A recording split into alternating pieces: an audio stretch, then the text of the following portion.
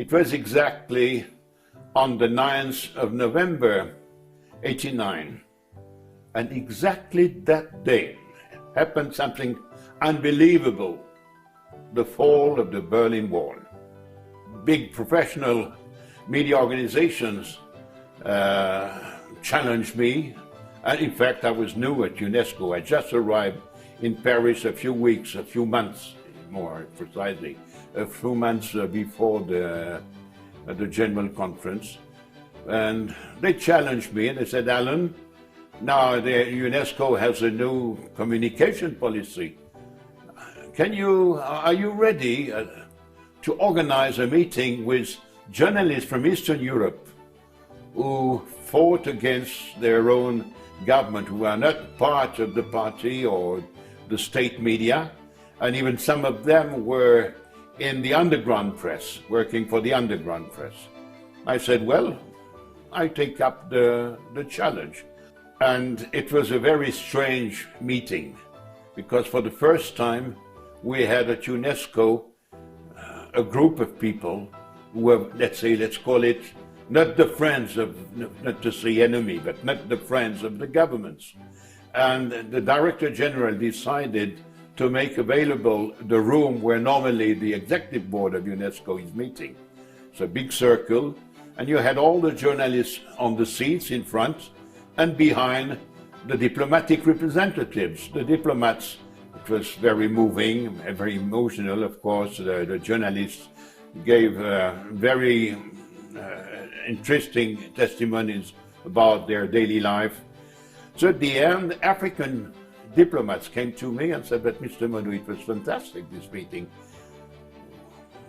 Do you think that democracy is just for the Europeans, or do you think that we can have it in Africa? It would be appropriate to have such a meeting in Africa. I said, well, yes, I'm ready to submit the idea to the Director General, Mr. Mayor, and we will organize it. And this is how it started.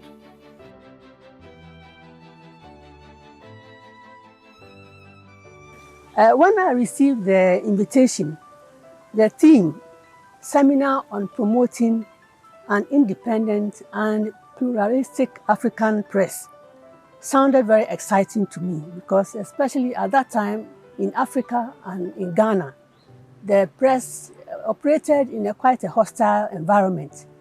I can't tell you what an amazing experience it was at the time to meet journalists from across the African continent, because don't forget, we were under apartheid rule until a year before that, and our movability, if you like, around the continent was almost impossible for us to have that sort of connection with our compatriots in different parts of Africa. I co-founded a weekly newspaper together with a friend. The paper was The Monitor, and we came out 1st September 1989. And it was a hard time, hard going.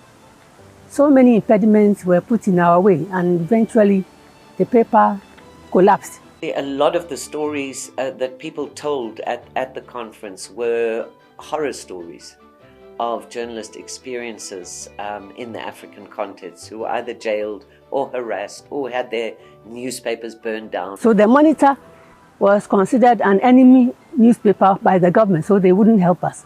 So that was another reason why the paper could not survive. That a number of the journalists who were invited to come were in jail at the time. And so due to Alain Modou and of course the then Director General of UNESCO, Federico Mayor, they managed to secure the release of, among others, Pius Njave himself, to be able to travel to Windhoek to attend this seminar.